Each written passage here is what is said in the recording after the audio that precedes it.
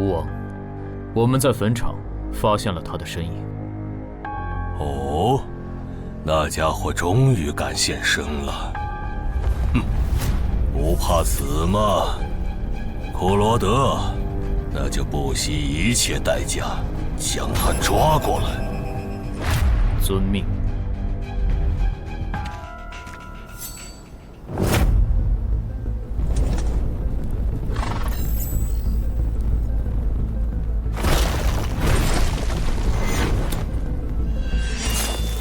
是不是打败你，才会放过我？那看来是没谈拢了。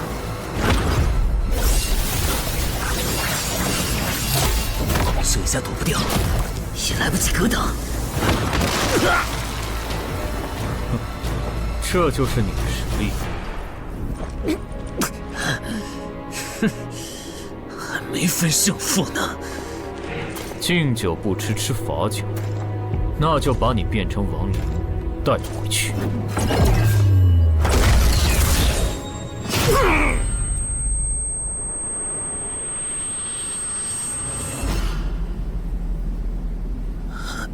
认输吧。做梦。王不灵。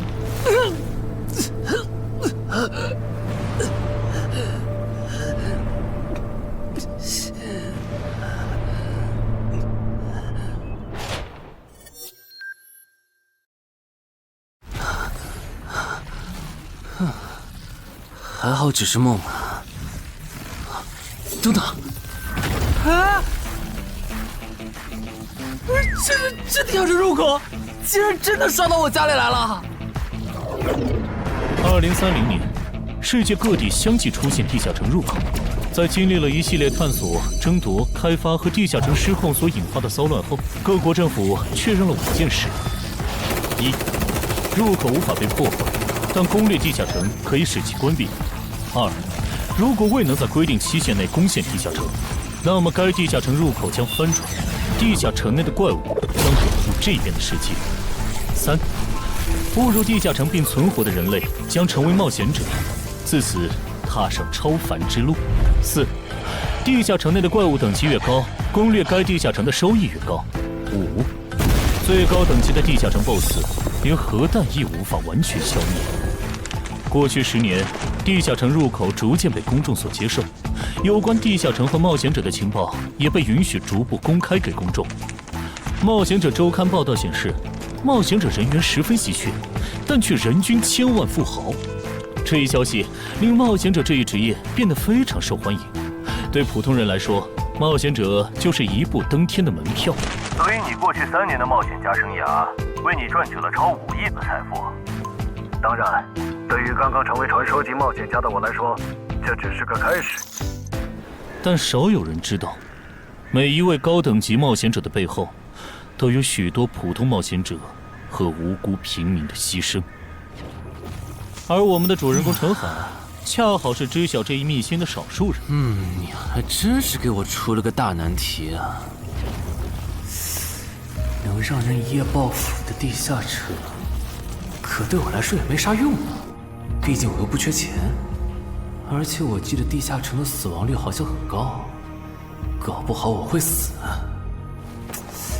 要不把它上交给官方冒险者协会算了，说不定可以换点特别的好处。嘿嘿嘿嘿。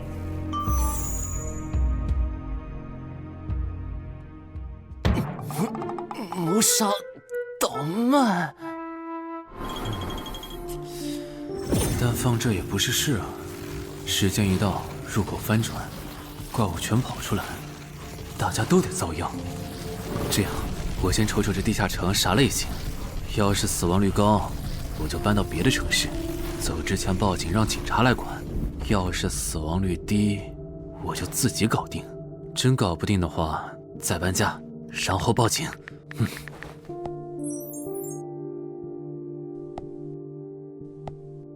嘿，运气不错，是 Level 2的狩猎型入口。地下城入口的等级可以靠入口的规模判断。陈海家的入口太小，只能是入门级。你好，有您的快递。来了，是你的快递，在这签字。好的。说起来，小哥，你该不会是发现了野生的地下城入口吧？不然，为什么要网购锁子甲？完了，不会暴露了吧？我玩全甲格斗的，之前的防具换，打算换新的。怎么了？有问题吗？没问题，我就是随便问问。感觉这人很奇怪啊，难道是我虽然想多了？早就知道一般市民对成为冒险者这件事有多着迷，但是被人这么生硬的试探，还真是有够惊悚的。还好我伪装的不错。不过这个箱子会不会有窃听器啊？还好没发现窃听器。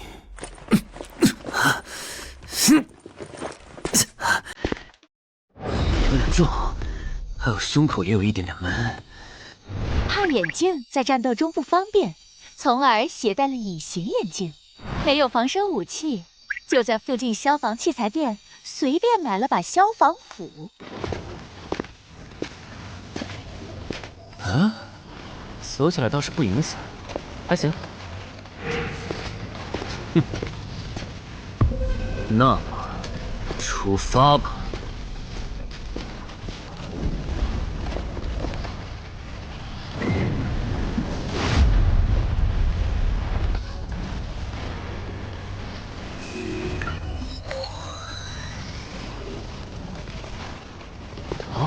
不是地穴地形吗？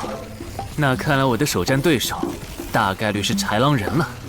讨厌，这套锁子甲没白买。说起来，根据官方提供的情报，新人进入地下城后会激活冒险者面板，脱离条件也会出来。我的呢？来了。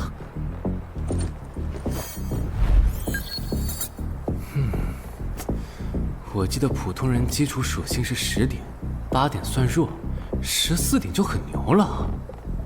我不咋锻炼，力量和敏捷才9点，很正常。但智力有16点，真没想到啊！虽然智力和魅力是前期最没用的属性，但16点的智力，就算是协会或者财团内部也不多见吧？膨胀了，冷静，看一下地下城的脱离条件吧。脱离条件：杀死任意一只潮汐鱼人。通关条件是全灭一个潮汐鱼人小队。等一下，为什么是鱼人啊？我血产过敏啊！就不能给我安排点正常的对手吗？啊！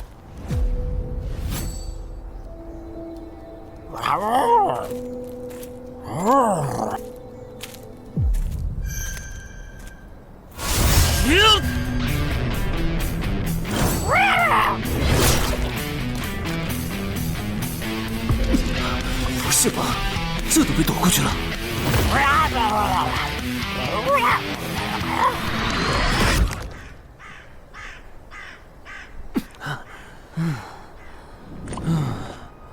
不是，这个地下城的难度标注是不是搞错了？一个落单鱼人就能把我打得差点翻车，如果遇到满编的鱼人小队，我岂不是要就地归西？啊，等级增加了。Level 2菜鸟，我的称号我与潮汐鱼人5-5开，这玩意儿侮辱人是不是？算了，今天就到这里。还是等我请个健身私教，把基础属性练上来了，再来挑战这个地下城吧。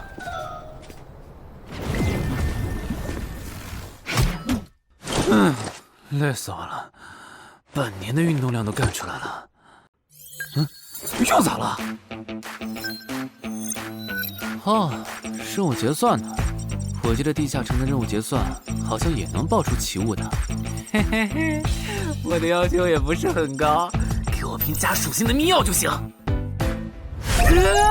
菜怎么了？谁还不是从菜鸟过来的？气死我了！罢了罢了，有总比没有好。让我看看这个保温杯有啥功能。该物品每天可以凝聚500毫升纯净水，可升级。这垃圾东西谁要啊？气死我了！你好，我预约了安教练。哈，您就是陈海先生吧？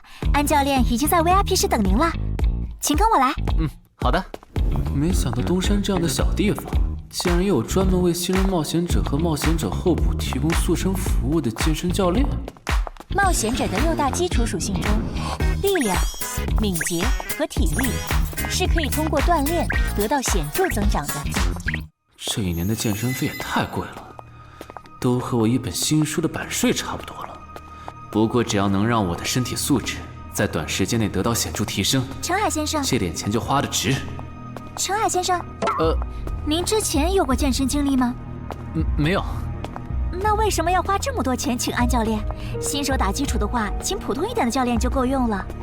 还是说，陈海先生，你已经成为了新人冒险者，比较赶时间？这旁敲侧击的，还真是够直接的。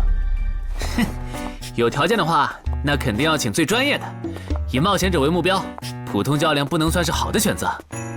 这样啊？我总不能和你说实话吧？那您应该能和安教练聊到一块儿去。东山市最好的健身教练会是啥样的？好紧张。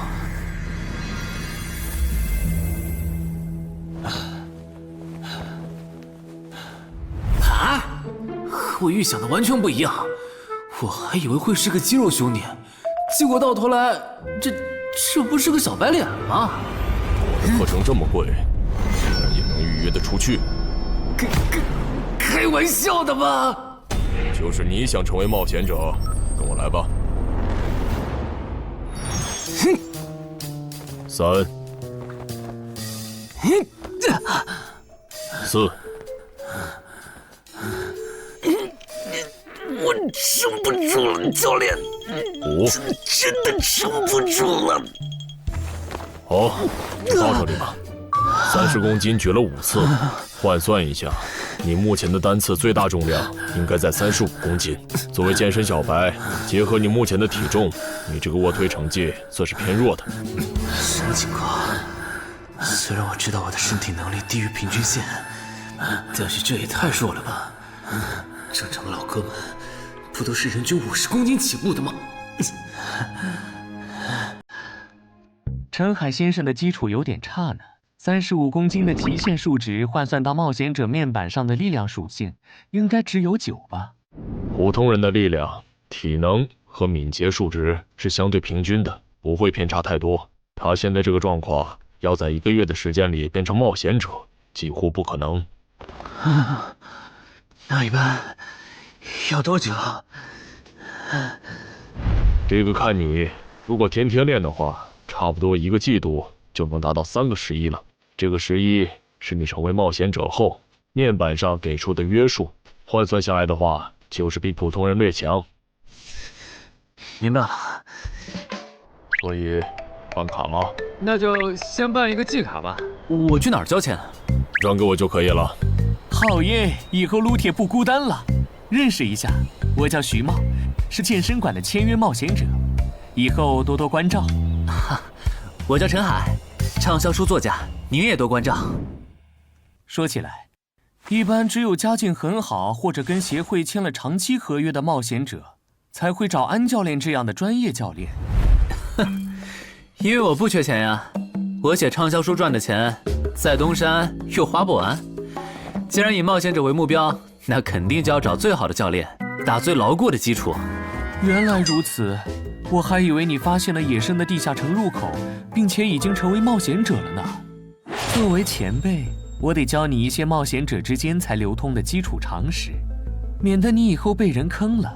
冒险者首次下地下城时，表现好能得个称号，带不带都行。要是带了会有加成，但也会被其他冒险者盯上。有些专找低等级地下城入口的猎人，就爱顶着称号在可疑的人边上晃悠。要是被怀疑的人被称号吸引，表现不自然，那猎人就知道这人是冒险者了。接着只要跟着他，就能找到野生地下城入口。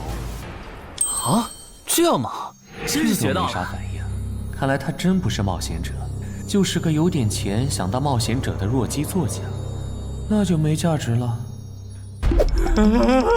幸亏我先和超级鱼人555开这个称号太丢人了，没装上，不然今天肯定暴露了。安哥那边应该已经快拟完你的健身合同了，咱们过去吧。好的。国内有名的畅销书作者，还是专门写冒险者题材的。怪不得他有财力和动机买我的课，是想把身体数据打磨上去以后进军冒险者行业吧。而且他对课程的学期也没有明确要求，不像是发现了野生的地下城入口需要快速通关的样子。确实，程海是冒险者，或者他发现了野生的地下城入口的概率确实很低。这样，如果徐茂带着他回来的时候，他的注意力没有放在我的头顶，那就走正常流程吧。如果他有异常，那就别怪我了。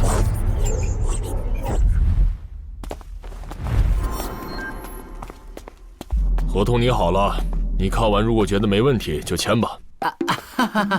好的。喂，不是吧？连健身馆的3A 级教练也……这边。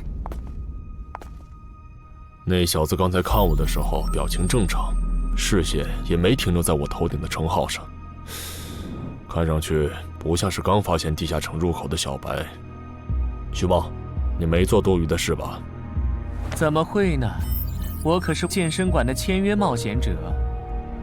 那就没有持续关注的必要了。签好了。这份是您的，请收好。等下安教练会带您做体能测试。好。停吧。和我判断的差不多，你的体能也偏弱，敏捷测试就不做了。接下来的1周，我们主要做力量和体能塑造。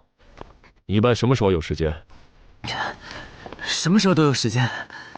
行，那明天上午10点来健身馆找我，早饭别吃太油的。没想到国内规模最大的健身机构竟然会干这种勾当。依靠对新人冒险者和冒险者候补的身体塑造业务来钓鱼，如果我今天的演技再差一点，就要被他们瞧出问题，吃干抹净了。怪不得东山这种小地方会有3A 级教练常驻，恐怕全国各地……等等，这样看，所有和冒险者沾边的服务应该都有坑，包括我买的锁子甲。还好我当时觉得在同一家店购买防具和兵器的行为有点不打自招，不然网购锁子甲的时候就暴露了。看来我还是低估了冒险者这个职业的潜在风险。得调整一下计划了。原本想着等锻炼的差不多了以后再来挑战这个地下城，但没想到现实世界如此残酷，针对低等级冒险者的坑到处都是。虽然今天运气好避开了一个坑，但我总不会每天都有这么好的运气吧？只能冒险来地下城提升冒险者等级了。这次的脱离条件是鱼人眼珠吗？对了，不知道昨天那只的眼珠可不可以？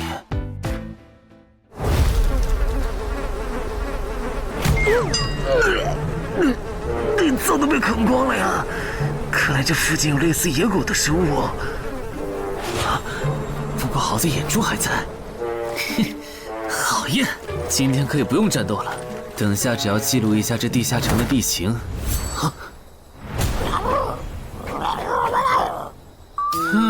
鱼人呢？我还以为是什么呢，吓我一跳。只是一只落单鱼人的话，我根本……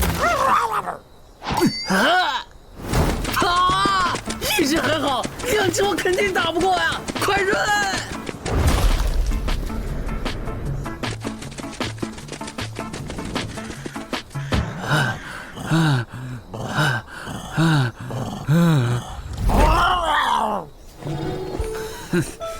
你都死到临头了，还还这么嚣张，没发现吗？你和你的同伴跑散了。哼哼，现在换我来进攻了。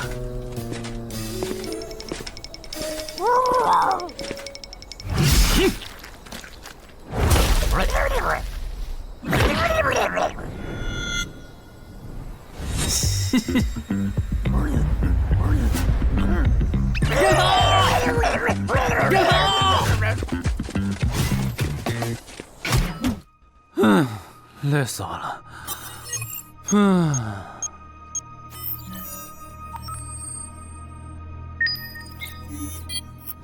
是吧？这次的评分明明更高，为什么反而没奖励啊？入门级地下城的爆率原来这么低吗？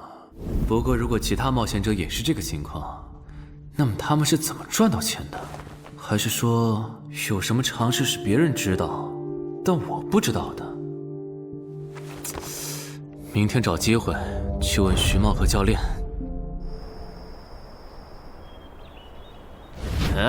徐茂和安教练还没有来吗？徐茂去隔壁室了，大概要过几天才会回来。安教练今天临时有事，得中午才能来。好吧，那我先去 VIP 室做体能训练。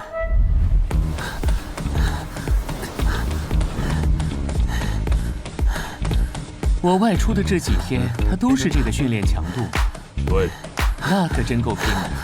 这样看，用不了多久，他就能把力量和敏捷提升到11了。对，如果他能一直保持一个基础下来，力量、敏捷和体质，恐怕都能到12。说起来，教练你就没考虑过把他吸收进健身馆吗？这种有钱又有行动力的好苗子，只要不出意外，以后绝对能成为中间冒险者。你回来之前我就问过了，但被他拒绝了。他想通过黑市的路子成为冒险者，然后当独狼。陈海，你这也太拼了，练这么猛很容易受伤的。还是说你打算今年就成为冒险者？能尽早成为冒险者，肯定要尽早。拖久了，以我的财力恐怕就上不了车了。毕竟时间越往后，冒险者名额的价格也就越贵。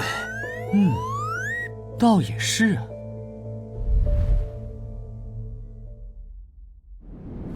算上前天安教练的招揽，我大概可以肯定，徐茂和安教练已经排除了我拥有入门级地下城入口的可能了。接下来可以找一个合适的时机。发什么呆呢？在想事情？没，可能是太累了，有点走神。你这样肯定不行，频繁的超负荷运动只会累积伤病风险，真受伤了反而会拖慢你的塑身进度。我也意识到了，后面应该会减少训练量。对了，截止到现在，你的前期投入都赚回来了吗？还早着呢，照现在这进度，起码得等我到11级才有可能回本。为什么是11级以后？因为1到5级的冒险者挺好混的，有老手带着，完成任务就能撤退，死亡率极低。没想法的就可以这么混等级。而6到10级后，任务变难了，怪物的情报就值钱了。上阶段的混子在这阶段就去收集情报，死亡率虽然变高了，但还能接着混。只有到了11级，地下城的难度提升到混都没法混的时候，才是我这种冒险者开始盈利的时候。这个阶段的冒险者对实力的提升最为迫切。装备、奇物、技能书，一切能提高生存率的东西都能卖出很高的价格。不是，我不明白，11级后的地下城那么危险，为啥6到10级的冒险者不提前准备？不提升有很多原因，一是官方不管民间冒险者攻略地下城的事，好多冒险者到11级就想退回去过正常日子了；二是地下城的东西只能让一小部分冒险者在精英地下城混下去。11到15级赚得多，但风险也大，而6到10级，有人光靠收集情报和做后勤就能回本了，所以他们也就没必要冒着生命风险去11到15级这个阶段打拼了。原来如此，所有冒险者在6级，不，在更早前就已经完成分流了。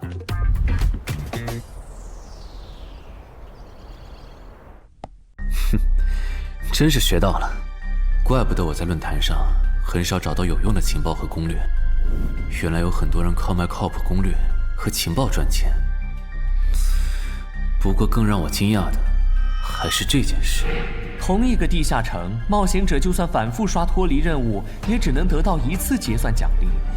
这样看，这个地下城入口能为我带来的价值，就只有通关奖励，以及将误入其中的普通人转化为冒险者这2点了。考虑到我本身并不缺钱，我还是尽量单刷这个地下城，然后再考虑要不要继续当冒险者吧。先用徐猫教我的方法，前期以收集情报为主，有10足把握了，再考虑通关的事。脱离条件找到湖？啊，这次的脱离任务竟然不需要战斗，还好买了一架无人机做辅助，不然纯靠人力搜索找湖肯定是个大工程。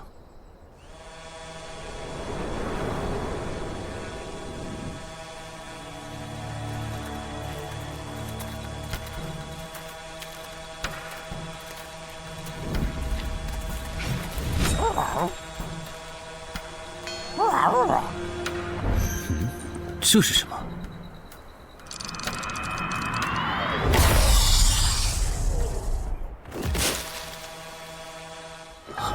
刚才那个应该是鱼人吧？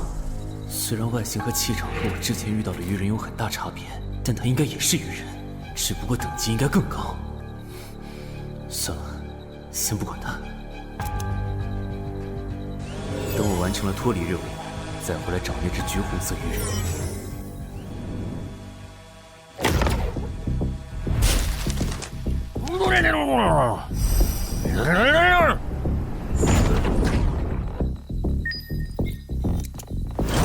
找到了！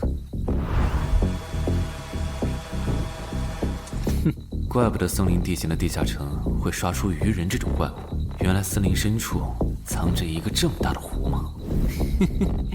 这样的话，脱离任务就算完成了，不用和鱼人接触可真好啊！接下来，是那只橘红色的特殊鱼人。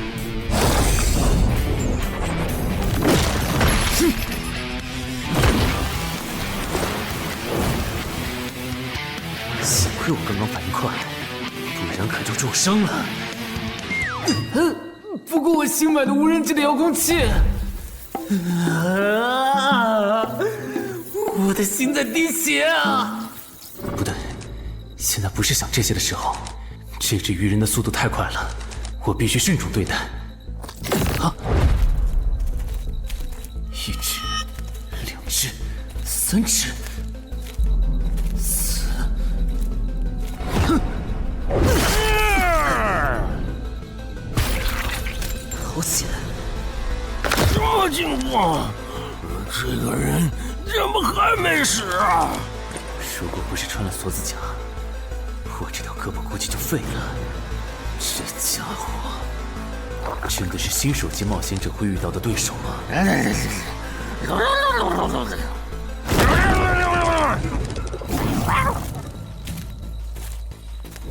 如果只是和这只橘红色鱼人单挑也就算了，关键我还得抽出一部分精力来处理身后这几只杂兵。不管怎么看，这个地下城的难度绝对超纲了呀！要不逃吧？脱离通关任务重置了。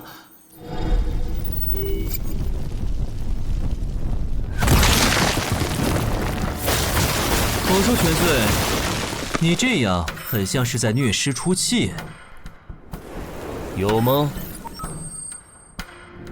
归根结底，还不是这只哥布林太弱了，扛不下我的拳头。能扛住才怪呢！明明只是 Level 5，却有着不下于 Level 9冒险者的综合实力。你这样的怪物在入门级地下城里，怎么可能会遇到对手嘛？有的哦。如果我能遇到传说中的 bug， 那就能在低等级地下城里遇到下一阶段才能遇到的强力怪物。只要能从他们手底下活下来，我就能拿到补偿奖励奇物升级券。到时候我成为传说级冒险者，就更有戏了。果然，我和你们这种明明还只是 level 5，但眼光却已经放在传说级冒险者上的怪物，是真的合不来。不过，奇物升级券和它的获取方式，无论怎么看，都只是博人眼球的谣言吧。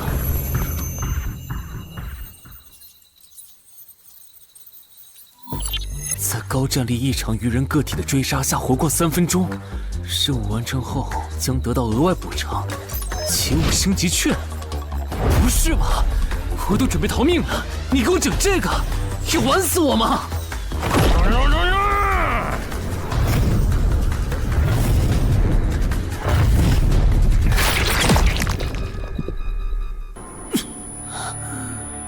我这算是逼上绝路了吧？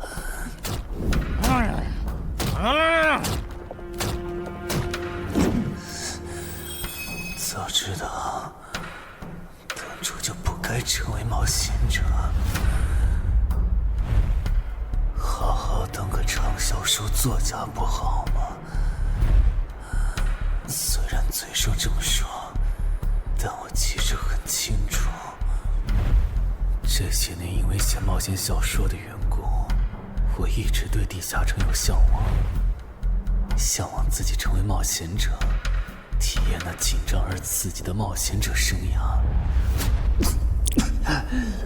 是的，虽然我怕死，人怂又不能打，但我的冒险人生绝不该止步于此。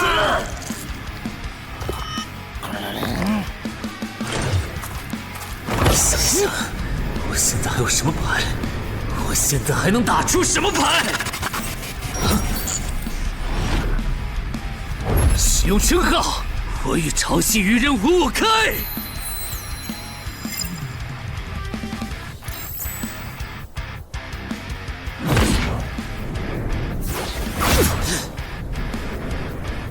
身体变轻盈，力量也变强了一点。不止如此，这些鱼人的动作也变得迟缓了许多。我的动态视力也加强了吗？能行，现在的我能行。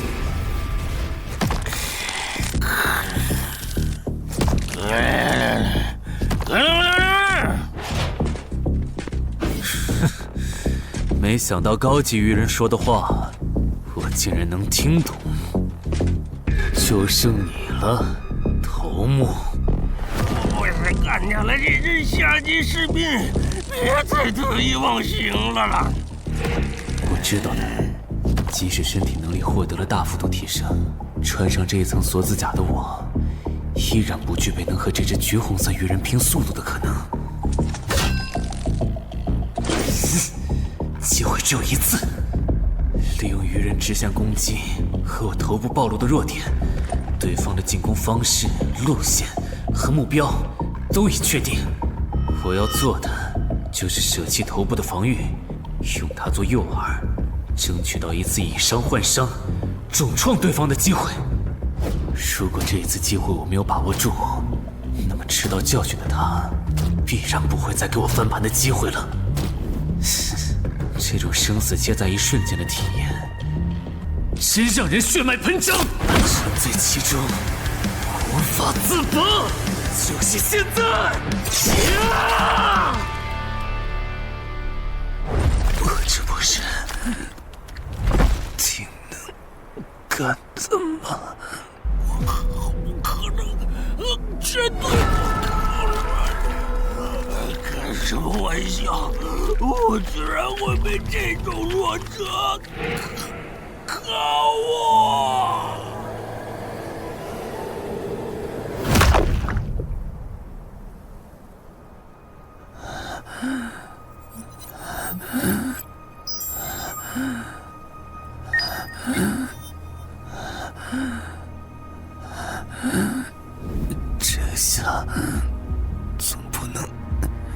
还判定我是菜鸟了吧？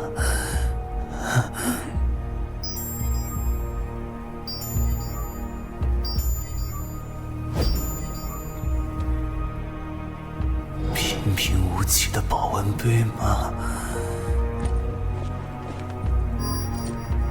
对，平平无奇保温杯。谁要借我升级券？啊！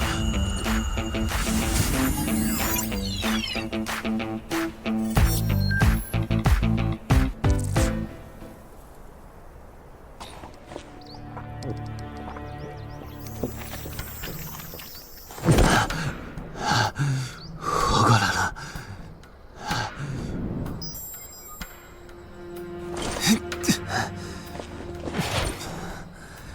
已经愈合了。冒险者面板，冒险者等级竟然提升了，不过还是菜鸟。哦，感知也提升了一点，还获得了一个新称号——至死地而后生。哼，倒是个意外之喜。再看一下通关任务重置后变成什么了。挑战等级上升了，脱离任务刚刚也完成了。不过这通关任务捣毁潮汐鱼人的孵化池吗？算了，这个通关任务明显对着现在的我能处理。溜了溜了。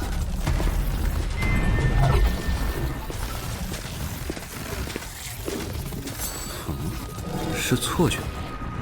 怎么感觉这个地下城入口变大了？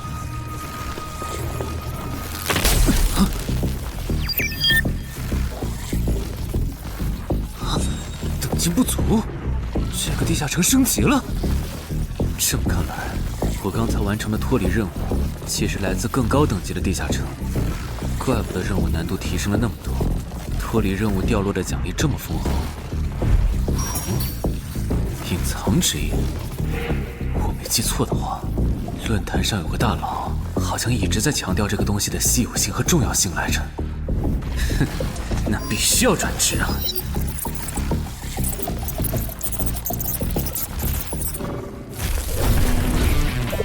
啊，什么情况？感知竟然提升了，死亡行者也算是新职业了。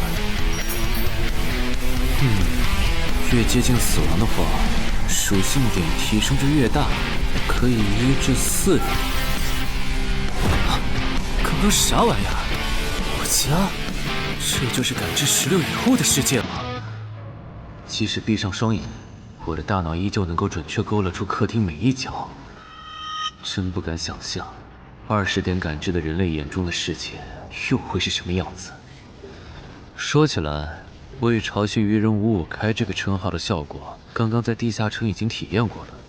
这个至死地而后生的称号，效果又会是什么呢？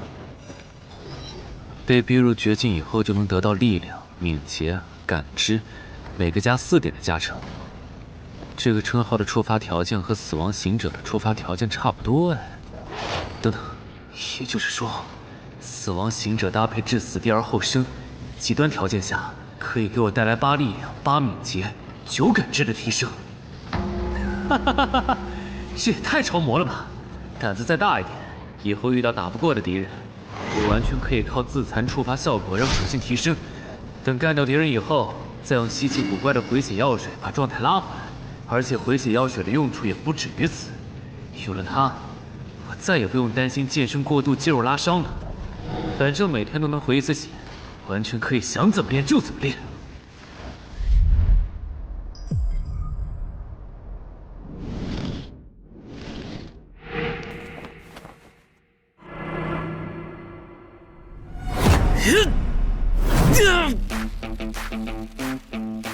真惊人！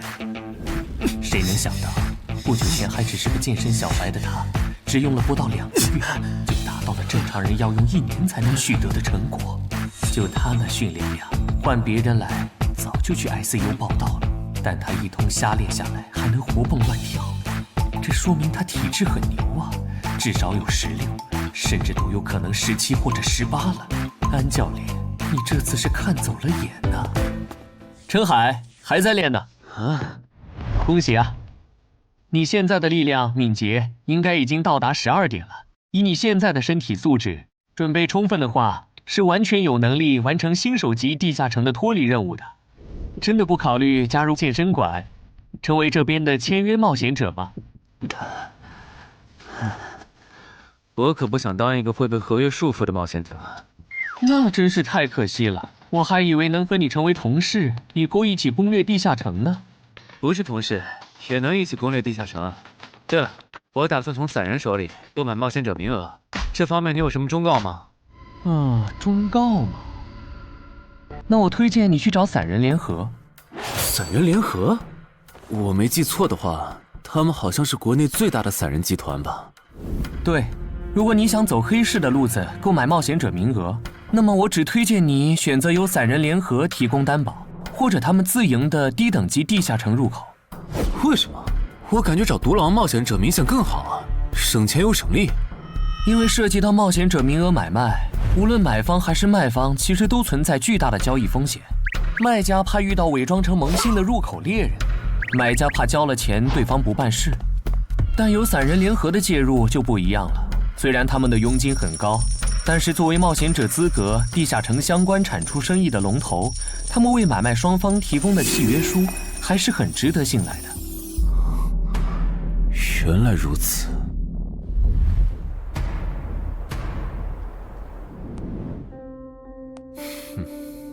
查了一下，整个漳州只有云霄市的这个老廖稍微靠谱点，找了散人联合做担保。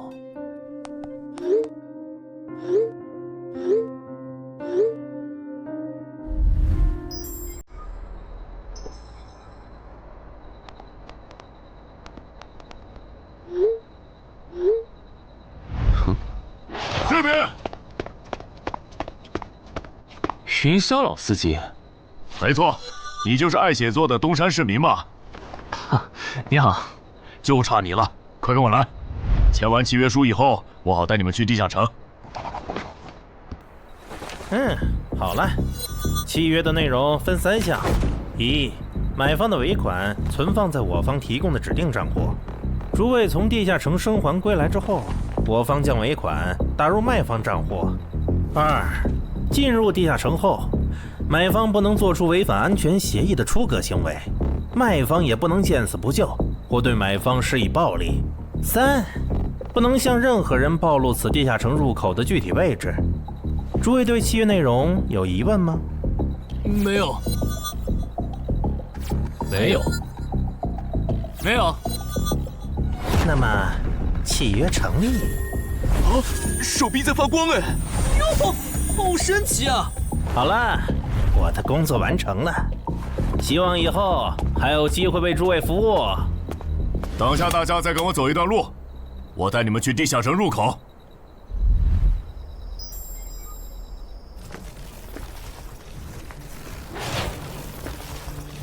这个地下城入口的位置确实隐蔽，难怪没有被官方和云霄市的资本发现。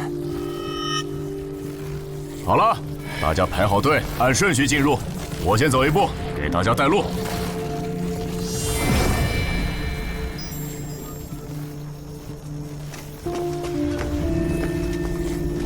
这批新人怎么样？哦，太酷了！我也是冒险者了，真好。还行，没有看起来像刺头的。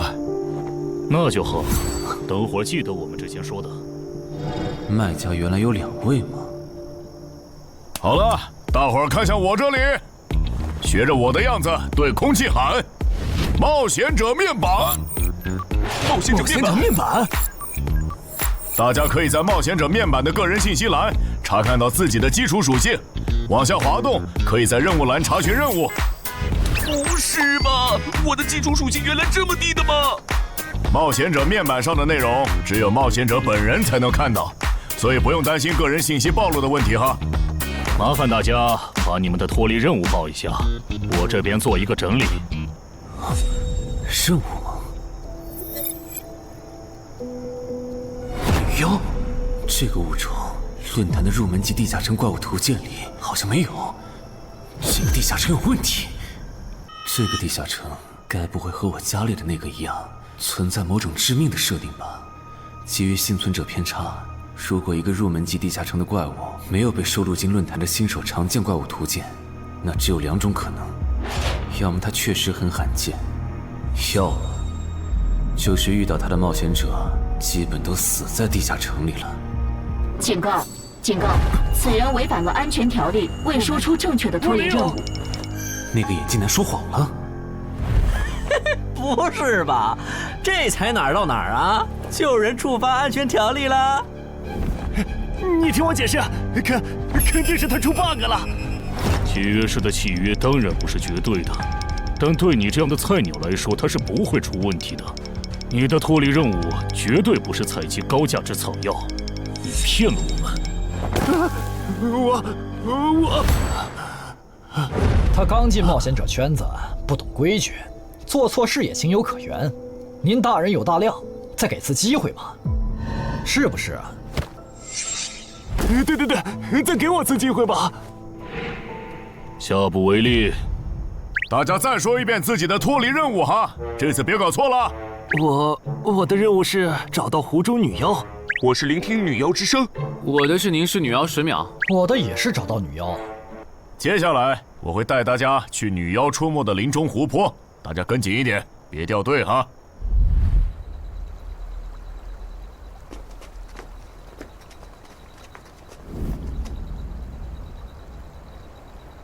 冒险者面板。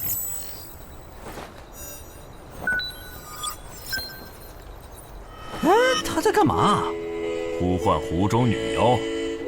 他怎么知道这样做可以召唤湖中女妖的？这就涉及到商业机密了。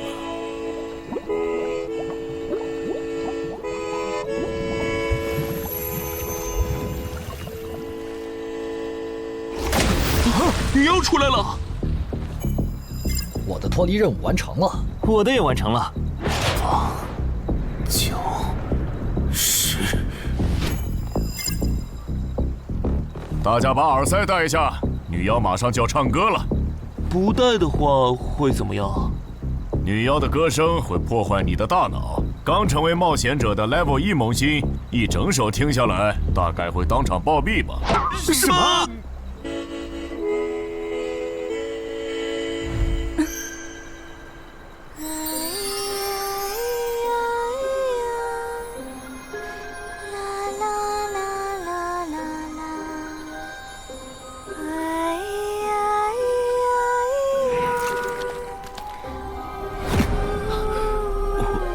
刘备醒了，就听了这一小会儿吗？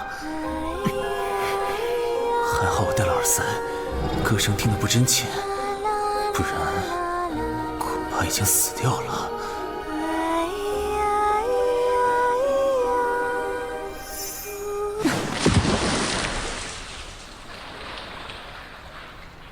大家的脱离任务都完成了吗？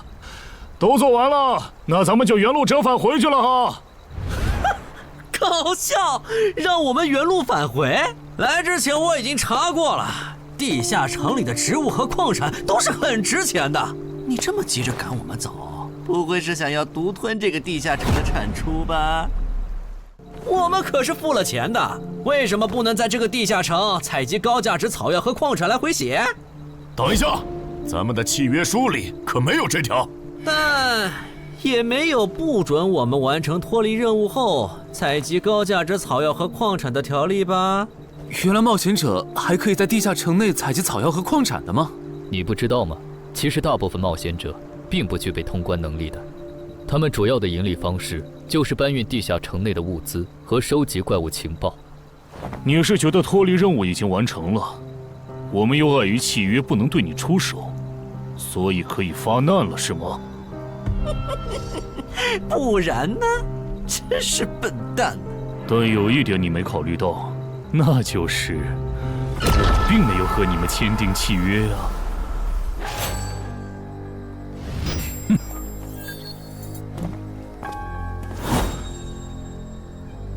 你们两个什么意思？没什么，单纯看不惯而已。我觉得这位朋友的理由其实挺合理的，只是一些药草和矿产，没必要那么计较吧。但是基于契约文书第1条的话，如果有人死亡，我们就拿不到尾款。你可以保护我们啊，作为回报，我们可以将采集到的一部分物资分给你。不好意思，我们并不想冒这个风险。真的只是因为不想冒这个风险吗？难道不是因为这个地下城藏着别的秘密，你们怕我们发现它吗？我明白了，你不是新人冒险者，你是奔着通关任务来的。老六，你应该能感受到吧？咱们之间谁更强？可恶！地下城让给他们，我们走。啥？你等等我呀！他们为什么就这样走了？这不很明显吗？这2位帮我们说话的朋友，其实是比那2个人更强的冒险者呀。过奖，其实强的不是我，是我的这位朋友。等等，不太对。3人联合的契约师不会蠢到让假装萌新的冒险者轻松找到契约书漏洞，这不符合逻辑。大家可以自行选择，接下来是单独行动，还是跟我们一起行动？单独行动的话，你们的收益可以独享；如果跟随我们一起行动的话，通关奖励我们要1半。1半？这么多？这叫多？你没仔细听吗？是通关奖励的1半。这2位资深冒险者的目标是通关。新人冒险者的通关率一般只有10%，甚至更少。就算分出去1半，我们也领先了90%的新人冒险者。大叔，你别得了便宜还叫委屈啊！所以这其实是好事。对新人来说，第1次通关时间是重要分水岭。新人冒险者越早拿到通关奖励，未来的冒险者之路就会越顺畅。那就是说，就算我只拿到1半的通关奖励，也会比绝大多数同等级的冒险者要强吗？如果你没有浪费这些开局资源的话，确实是你要强一点儿。请让我也加入你们，也包括我。我也要。那帮没良心的，签契约书前都说好了，只涉及脱离任务，其他不包的。任务一完成，他们就变脸了。差不多得了，都走了这么远，他们不可能再跟着了。你不用演了。哦，不过你这次演技提高了不少嘛。刚才我一度以为你打不过那个顶着战斗专家称号的冒险者来着。我确实打不过他。啊？不过他也很忌惮我就是了，要不然不会用劝退的方式赶我走。原来如此，那你觉得他们能通关吗？可能性太低。个人判断，这批冒险者里，最多只有1到2个幸运儿能活着走出这个地下城。什么嘛，这不就和之前的几次一样了吗？真没意思。哇，酷哎！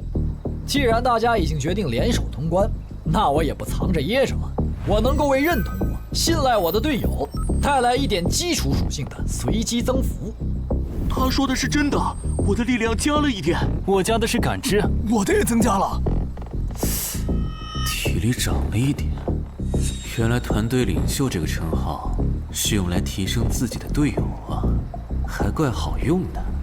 我这边还有一个问题，我们现在只知道口琴声能召唤女妖，并不知道其他的召唤方法。女妖要是一直躲在湖里，大家的通关任务就没法完成。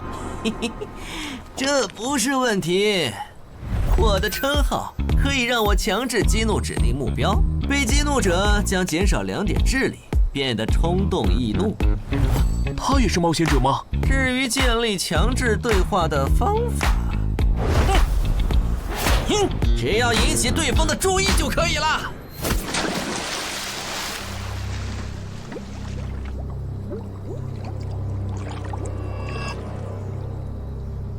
蠢货，你过来呀！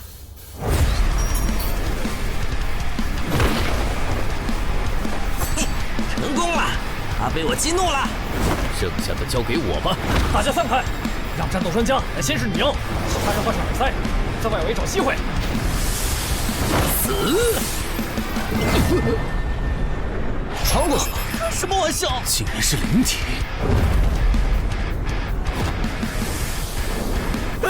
等一下！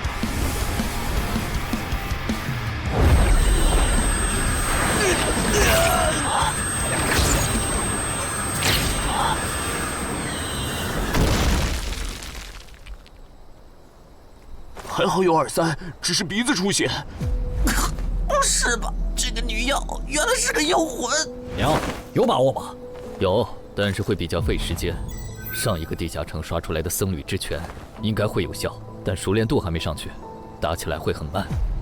慢就慢了，这只女妖应该没有其他攻击手段，对我们的威胁很小。我有预感，这个地下城的通关奖励会非常丰厚。哼，愚蠢的选择。等等，你先别走。不是吧？10万个人里都不一定能出一个的感知16点的人，竟然让我……你为什么觉得他们的选择是有问题的？使用称号，他们当我不存在，真晦气。喂，你搁这对空气自言自语什么呢？不是，我刚才……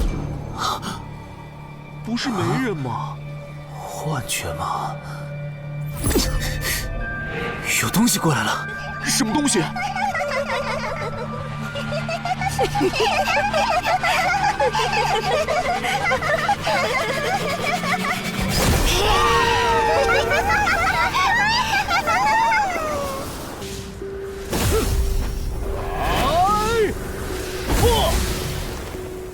有效果了！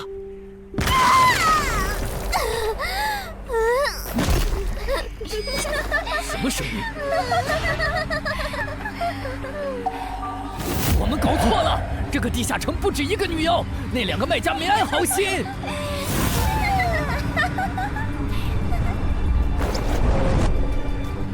不是吧？这也太多了！不行，这个数量耳塞已经没用了。还傻站着干什么？跑啊！为什么总是让我遇到这种事？天河子爷那时候是，现在还是。看在你老婆和女儿的份上，我觉得应该放过你。谁叫我最喜欢看别人抱憾终身、活在憎恨和痛苦中的样子呢？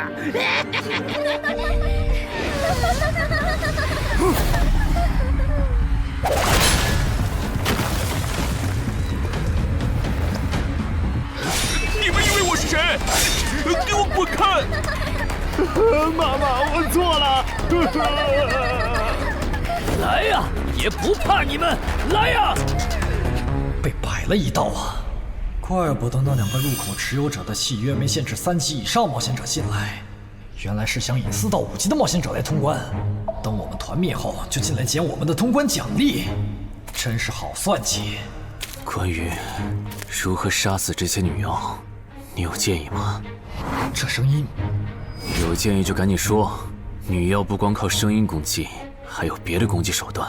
我费了听觉才勉强躲过第1轮奸笑。你是爱写作的东山市民？对，真是看走眼了。没想到你一介新人竟然比我们这些老手反应还快。但是你不是听觉被废了吗？怎么还能听到我说话？好，我感知16，可以读唇。原来如此，这个地下城我认为是无解的。那些女妖能免疫一切物理攻击，老实说，这根本就不是正常4到5级的冒险者小队能处理的。哦，所以你也没有办法。还有一个办法，除了僧侣之拳，阿良还有一名被僧侣祝福过的神油，涂抹长剑后，应该也能伤到那些女妖。不过，这也就给你能伤到他们的力量。我不信新手冒险者能从这么多幽灵的围攻里杀出去。但总不能坐以待毙吧？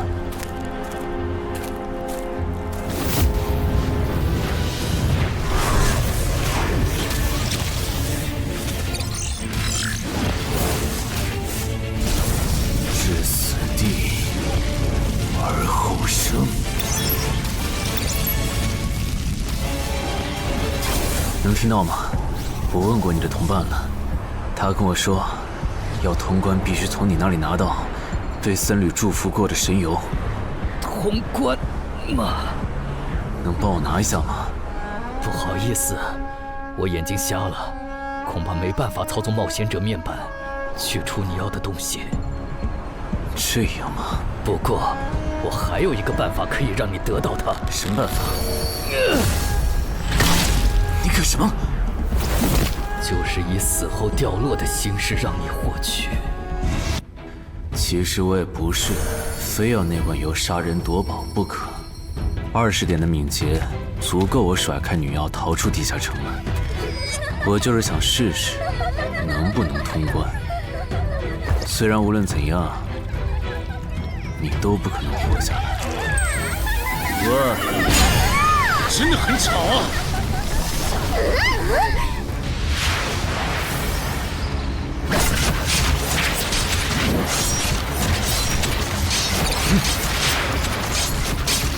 对邪恶生物伤害加0点，那么开始反击吧。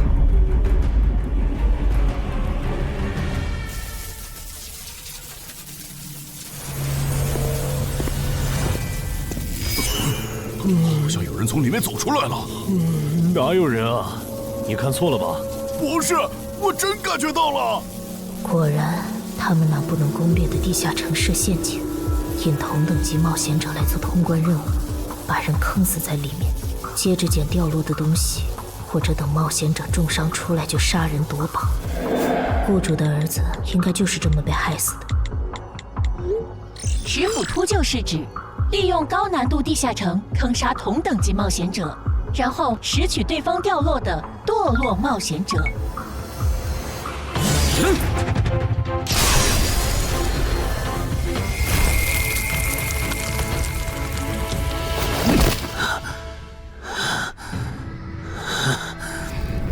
好险！如果再多几只女妖，我恐怕就要被逼出回血药水这个顶牌了。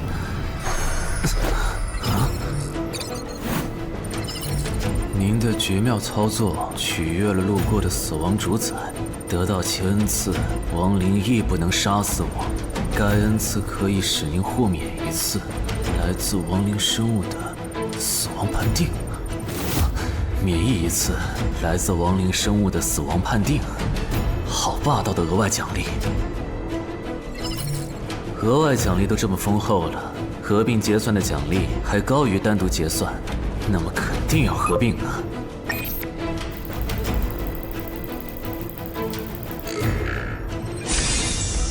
哼，果然，除了稀有级奇物和新称号以外，还给我报了2个专属技能。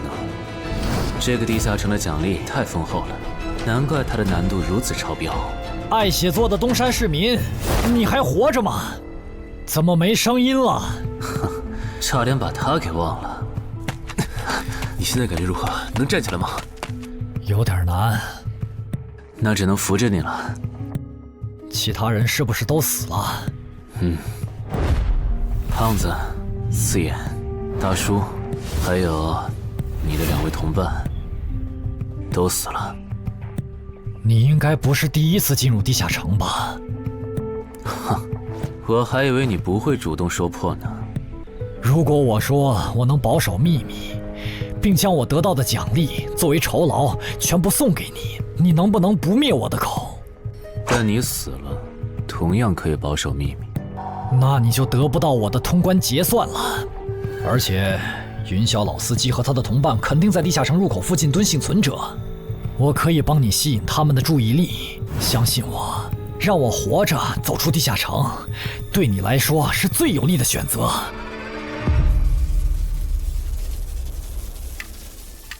看到了吗？这才是真有人出来了。哎呀，刚才那次算我看错行了吧？等等，地下城在坍缩，他们通关了。不对，小心右边的冒险者，他绝对不简单，可能是狼。先干掉一个弱人，接下来到你了。从龙山市民，你好大的胆子！不是吧，不是吧？不会真有人觉得自己坑完人不会被报复吧？呵呵，这么霸道的吗？闭嘴！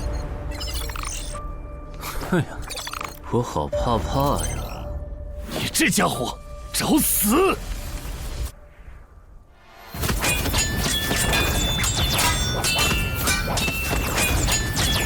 这俩人相互厮杀的程度，有些7级甚至8级的冒险者都没这么夸张的速度。不可能！带上这个称号以后，我的速度竟然还是没你快，真是离谱他妈给离谱开门，离谱到家了！你的敏捷难不成有17，甚至18？可，你猜？冒险者面板，哼，不比速度了。不比了。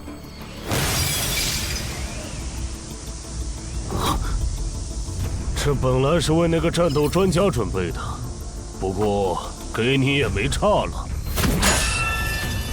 来好好感受一下我从黑市高价购买的变种蜘蛛毒素吧。什么嘛！你这毒抗完全不行啊，比普通人还差，连反击的力气都没有了吗？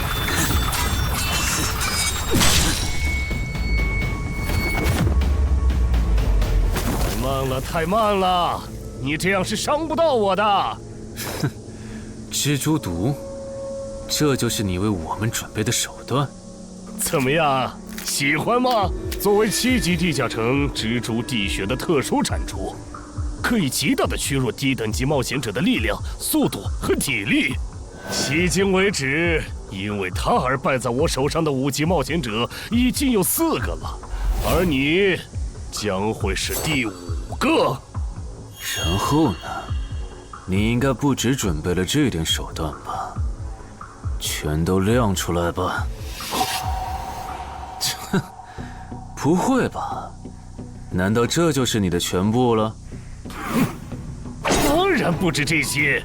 佩戴了毒素携带者称号的我，呼出去的气体、身上的汗液和血管里的血都是带毒的。和我相持的越久，你中的毒就越深。这战术太吓人了，在6级以下几乎是无解的。我明白了，是我高看你了。我还以为你藏着什么大招呢。关闭技能，与死亡共舞。不可能！怎么还有这么快的速度？哼，你猜？啊！别太得意了！太慢了，太慢了！你这样可是伤不到我的。不可能，绝对不可能！你明明只是个独狼，怎么可能比杀了大量5级冒险者的我还强？没什么不可能的，在舒适区里泡着的你，永远也看不到与死亡同行之人所看到的风景。但是，捏死的往往都是会水的。散人只有劣势更弱小的散人，才能积攒出大量的财力和武力。我的路才是正确的。对普通人来说，或许你才是对的。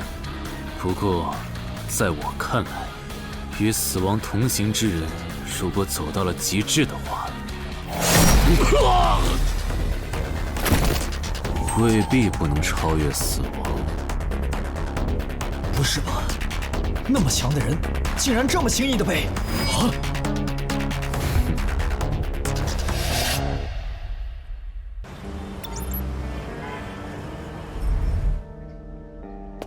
你这运气也太差了吧！啊，徐茂，你怎么来了？来看你啊！第一次进地下城就遇到了能免疫物理攻击的怪物，好不容易通了关，还被师傅秃鹫堵门。不过也多亏了这次经历，让我得到了置死地而后生这个称号。也是，还算幸运。那些传说级冒险者，哪个没在5级以前越级挑战过对手呢？对了，个人建议不要让别人知道你的主要称号，情报泄露是很致命的。冒险者要防的不只是地下城的怪物。原来如此，学到了。虽然女妖之森的入口持有者，官方说是被另一个幸存者杀了，但我查过，那人主要称号侧重团体战斗，单人作战能力没强到能杀掉2个10辅秃鹫，所以，怎么了？我脸上有什么东西吗？没什么，我只是突然想起来，高教练月底就要回东山了。你这边养好伤以后，记得回健身馆报到。关于你的塑身计划，要进入第2阶段了。好的。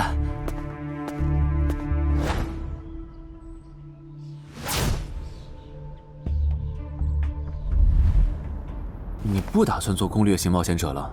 没错，这次地下城经历让我明白，我没当传说级冒险者的本事。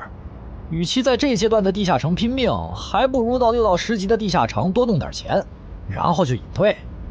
哎，不过你和我不一样，你有成为传说级冒险者的潜力，但前提是你得改掉独狼的习惯。为什么这么说？独狼玩法在10级前的地下城能提高任务结算评分，多拿奇物、称号和技能，但11级到15级的地下城难度大增，光靠个人根本过不去。如果你想成为传说级冒险者，10级前就得组建自己的攻略团队，不然在11级到15级时，要么会掉队，要么就会被官方财团收编，就没机会再往上提升了。团队嘛。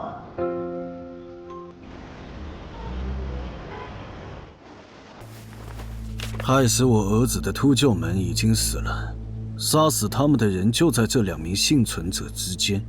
你认为谁才是帮我儿子报仇的恩人？他。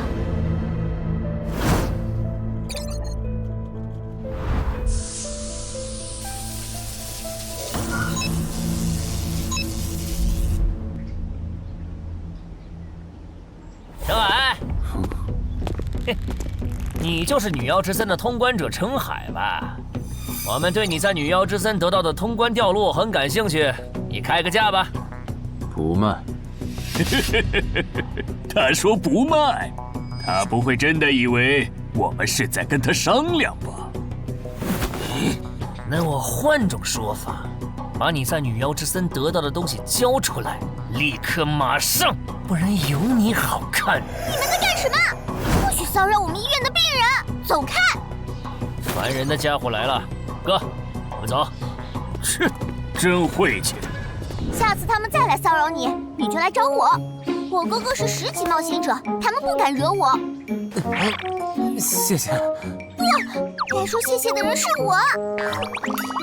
我的好朋友死在了女妖之森，你和王先生攻略了这个地下城，还铲除了用它钓鱼害人的秃鹫。原来还有这么一层关系啊！我和我死去朋友的家人都很感激你。总之，这是地下城暴走后的随机拉人现象。怎么还会拉我呢？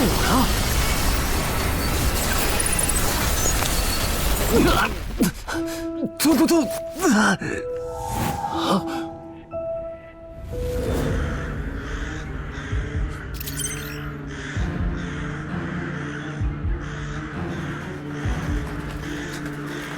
大家不要惊慌，我们只是被拉入了翻转号的入门级地下城。不是吧？我就来医院看个牙的功夫，怎么就被拉入地下城了？现在请大家跟我一起打开冒险者面板，确认你们的脱离任务。展开面板。5级的生存类地下城，哇，这次可能要死很多人。什么？云霄市医院发生入门级地下城翻转现象，有20人因此凭空消失，周德也在这20个人里。情况如何？失踪人员名单已经整理出来了。被卷入地下城的一般民众有17人，冒险者3人。我们还找到了失控的地下城入口。不过什么？你的脱离任务和通关任务是什么？消灭10具骷髅士兵，存活1小时。你的呢？我的也是。那看来大家都一样。老弟，咱们的脱离任务难度和他们的不一样啊。还有那个叫陈海的小子也被拉进了这个地下城。正常，生存类地下城的脱离任务是根据挑战者实力的强弱划分的。至于那个叫陈海的，等咱们做完了脱离任务再去找他。那个，大家听我说，这个地下城非常危险，请大家捡起地上的兵器，3到5个人为一组，凑齐脱离条件以后，尽快离开吧。完成脱离任务以后赶紧离开？你算老几啊？在这指挥本大爷？说不定是人家想把咱们忽悠走了以后，独吞地下城的宝藏呢。不是，这个地下城真的很危险。这俩蠢货脑子有坑吧？对地下城的危险没有认知也就算了，还在这带节奏。这位先生是非常强大的冒险者，他前几天刚通关了一个难度非常高的地下城，还和同伴联手除掉了食腐秃鹫。真的假的？就是锦城家园那栋烂尾楼，听说害死了好几十人。哦，想起来，请大家相信他的判断。这个护士干嘛一直夸我呀？好烦呐！不过好在效果还行，能引起这些新手的重视就好。等一下，如果这个地下城真的那么危险，那你觉得就凭我们这些普通人，真的有能力完成脱离任务吗？先不说消灭骷髅士兵有多难，就按你说的，3到5人一组去猎杀骷髅士兵，最后肯定是青壮年组队，老弱被抛下。请问，你考虑过被剩下的人的死活吗？有道理。分开行动的话，士兵听起来就很难对付。就是，那就死定了。很多人就是因为单走，才被地下城里的怪物杀死的。姐夫说的没错，被拉入地下城后，一定要拉拢人心，来拿到话语权，再利用话语权来强迫冒险者当我的保姆。能通关高难度的入门级地下城又如何？当你开始在意这些渔民死活的时候，你就注定得当我的保姆了。你们能信任我吗？那跟我走吧，我带你们去完成脱离任务。好的。谁允许你们走的？作为在场唯一一个有地下城攻略经验的冒险者，你难道不应该留下来保护我们吗？对呀对呀，能力越大责任越大。我看他就应该帮我们把脱离任务给做了。对，送佛送到西嘛。第一，我不是官方冒险者，我没有义务来保护你们的安全。第二，不要对我道德绑架，不然我真的不介意走之前打断你的腿，把你留在这里自生自灭。这人怎么这样啊？保护老弱不是最基本的道德吗？活该他不是官方冒险者，看来道德品质不过关。你们干嘛去？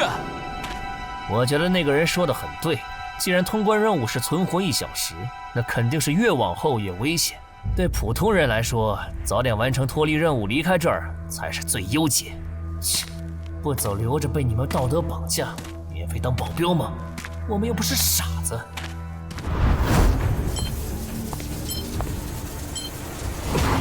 怎么是他？这个地下城有什么问题吗，尚科长？这个地下城最大的问题在于，接下来的1个小时，能有几个人活着走出来？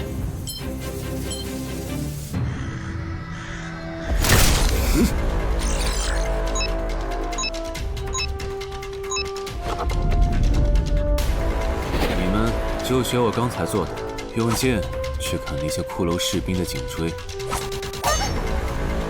那你呢？又来了！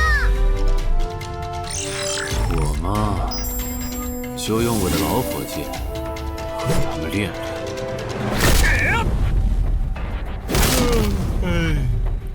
打完这批记得换班啊，老哥。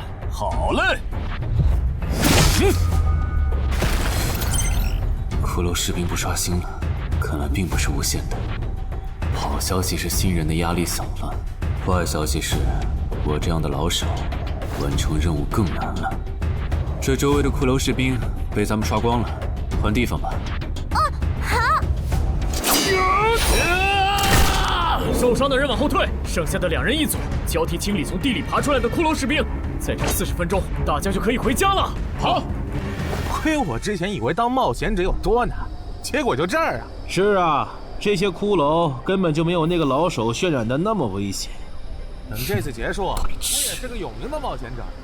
这些骷髅虽然弱，可不代表这地下城难度低。正相反，骷髅越弱，越说明地下城有极厉害的 BOSS。更让我烦的是，这地下城怪物也太少了。虽然我以老弱不宜参战为由，劝退了近半的冒险者，但是分到我这的怪物才4个。最后10分钟，这地下城难度肯定飙升。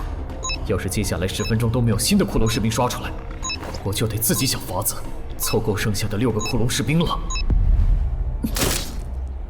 脱离任务做完了。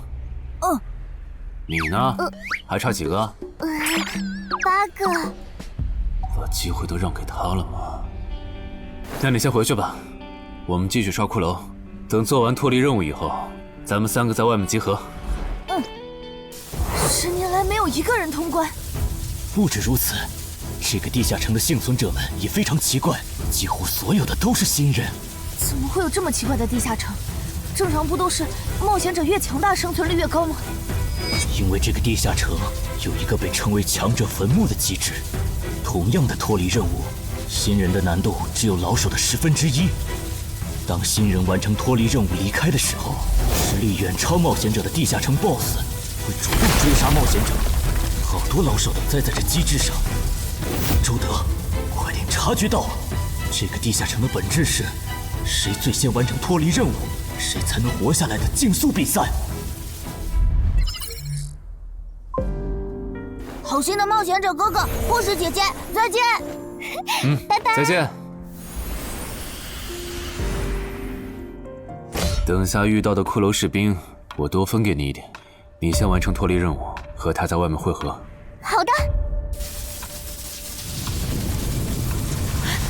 有人完成脱离任务出来了。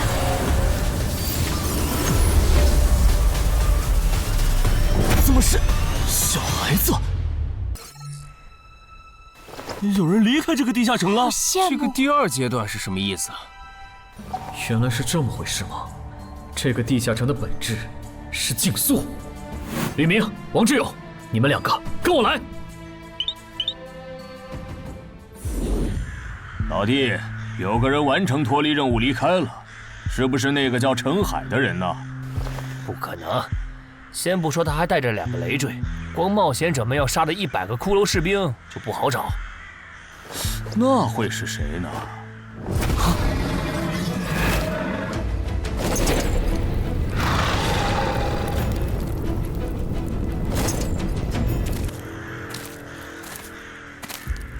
叫我们跟着他出来，都走这么远了，也不解释一下。如果遇到大群的骷髅士兵，咱们3就完了。闭嘴吧，他这么做肯定是有原因的，你没注意到吗？他是看到任务栏变更以后才叫我们出来的，恐怕他比我们更清楚这个地下城发生了什么。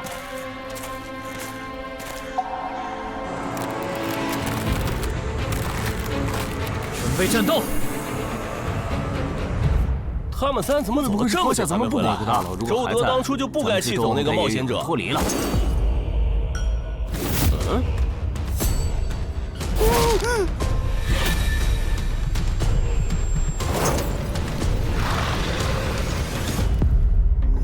周德、吕明，你们2个王八蛋，竟然拿我当挡箭牌，用完就丢！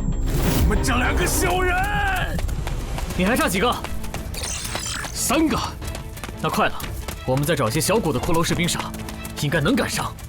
儿子，不对劲，幸存者的数量在减少，营地那边出事了。说什么？陈海哥，这阶段是什么意思啊？可能是难度提升，接下来会出现更强的怪物的意思吧。这个你别管，你的脱离任务做到哪儿了？我看看啊，陈海哥出事了，其他人都死了，现在只剩4个幸存者了。什么？左二，右二，去左。都说了，是这个地下城的 BOSS 降临了，要想活命，必须就地折返，在 BOSS 找到我们之前，完成脱离任务。别开玩笑了，就咱们2个人，怎么可能在那么多骷髅士兵的围攻下完成脱离任务？王志勇在的时候都做不到。听不懂人话吗？我们已经没有时间去找骷髅士兵了。还差右二。剑锋，救我！你好了吗？马上！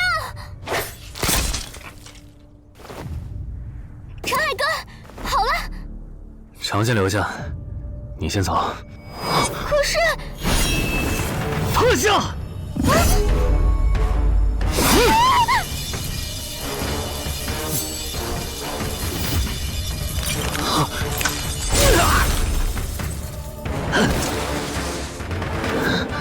好强！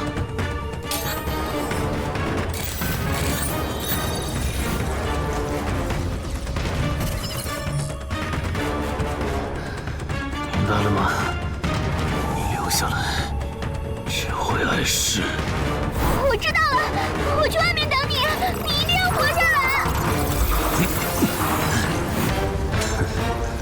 好了，现在只剩下咱们2个，我猜你是不会放我走的，最多